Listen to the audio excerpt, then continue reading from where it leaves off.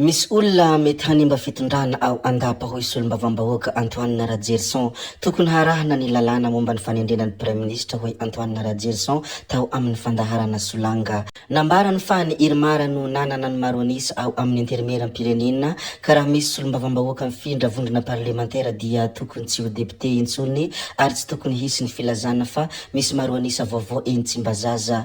Na izany aza dia nilaza izy fa tsy matahatra fandravana ny intermeram-pirenena. No tsikereny ity solom-bavambahoaka ity ihany koa ny fivovovana vondrona parlementaire ataony ireo solom-bavambahoaka sasany. Rehefa tsy eo koa i Colonel Michael Randrianirina dia miova sehatra indray ireo hoy izy hatrany. Tokony hiary ny loko politika na halany azy ny solom-bavambahoaka hoy izy fa tsy mivadibadika palitao. Ny antso ny filoham-pirenena mba hitandrina amin'ny ireo olona manodidina azy izy araka ny nambarany ihany koa dia misy olona ao andapa mety hanimba ny fitondrana ka ilaina ny manadio ny tokotany sy ny misoroka ny famerenana ny hadisoany teo aloha.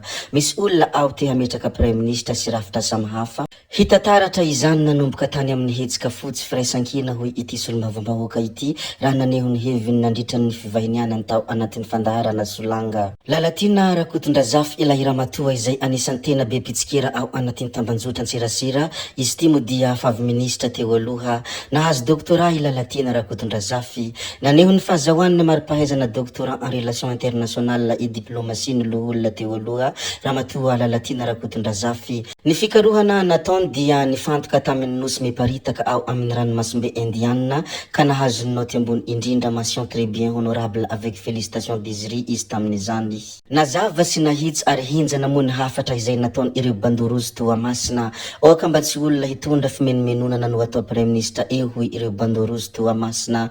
Miantso ny olom-pirenena sy ireo vondrona samihafa hijoro hiary zao fitondrana izao ihany koa izy ireo mba tsy ny olombitsy mitady seza no hanjaka eto.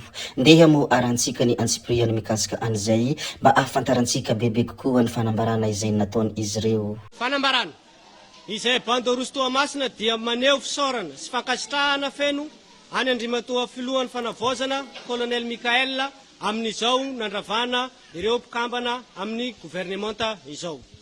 Hita sy tsapa fa na dia teo aza ireo ezaka izay nataony Andrimatoa filoha dia mbola maro ireo firongony izay mbola tavela eo amin'ny fitondrana ary nisy ihany koa izay ninina no tendrena nandritry ny filan-kevitry ny ministra izay natao teto amin'ny firenena ka natonga fimenomenonana tamin'ireo mpitolona mandraka ankehitriny.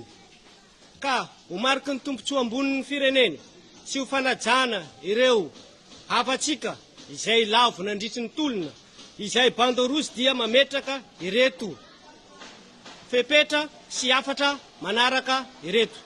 Voalohany, oka mba olona tena ny tolona no omena sehatra amin'ny gouvernementa izay joro eto amin'ny firenena afaka fotoana fohy fa tsy ireo izay lazaina fa firongony satria tsy lany manam-pahaizana ny malagasy. Faharoa, mba olona tena mamaly ny zavatra notakina tena an-kianja no olona tokony atolotra ireo solom-bavambahoaka ho Premier Ministre fa tsy olona izay mbola hitondra fimenomenomana ho an'ny vahoaka malagasy. Marina fa ianareo solom-bavambahoaka ihany no nahatonga ny firenena anatiny izao hantsana lalina iainan'ny vahoaka malagasy izao katompona ndraikitra feno ianareo amin'ny olona izay atolotra reo. Fahatelo, omeo malalaka ny filohan'endry sy safidy ireo olona hiara-iasa aminy fa aza teriterena satria fotoana ny fanavozana izao. Faefatra, ho antsika fikambanana antoko politika na vondron'olona maro samihafa tsy ankanavaka dia meteza isika ho arifanina hiaro izao fitondrana izao fa tsy ataon'olombitsy fitaovana akana fahefana. Farany dia mitondra ny teny fanohanana sy fankahirezana izay bandorozy Toamasina ho anao Andriamatoa filoha amin'izao fanapa-kevitra hita fa sarotra nefa tsy maintsy ho raisinao mba ho tombotsoa amboniny firenena masina ny tany-drazana. Ny tany amin'ny faritra Menabe kosa dia ho fisorohana ny loza mety hahazon'ny mponina eny amoron'ny renirano ny Tsiribina indrindra ireo mety ho lasibatry ny voay dia Nitsangana tao tsara otana tsiribihina ny andro masom-pokon'olona misahana ny fisafona sy ny famonjena voina no tanterahana tamin'ny alalan'ny lanonana nentina nanamarika izany hetsika izany izay naravaka vakodrazana sy di fanentanana ho fanamafisana ny firaisankinan'ny mponina amin'ny fiarovana ny aina sy ny fananana. Tonga nanatrika sy nanentana ny mponina teny antoerana ny lentina kolonely Faneva Onimehary Ralayavy izay nanasongadina ny mahazava-dehibe ny fiarahamientany rehetra amin'ny fisorohana ny loza mety hitranga eny amin'ny renirano. Tsara ho marihina fa ny tanjona amin'izao hetsika izao dia ny hanamafisana ny fipetra fiarovana ny mponina sy hampiroborobo ny andraikitry ny fiarahamonina amin'ny ady amin'ny loza teraky ny voay. Zay ihany koa no namarana ny videontsika ry tompoko vavy sy tompoko lahy koa dia mankasitraka anareo na vita ny haino hatramin'ny farany ary mbola manentana anareo foana ny mbola hanaraka ny video manaraka izay alatsaka iato misesisesy zay fa tsy halaveny ny resaka hametra beloma izahay veloma vetivety amin'ny manaraka indray no manao ny misimisy veloma tompoko lahy veloma tompoko vavy.